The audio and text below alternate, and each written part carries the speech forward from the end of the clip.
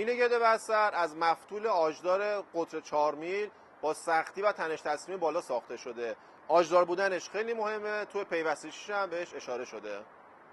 یه مفتول خرپایی هم وسط این دوتا مفتول موازی کار شده که باعث افزایش مومان اینرسی میلیگرد بستر میشه. سختی بالای این مفتول و خرپایی که اینجا کار شده باعث میشه مومان اینرسی این محصول با عرض 5.5 سانت برابر با مومان اینرسی میلیگرد 22 بشه.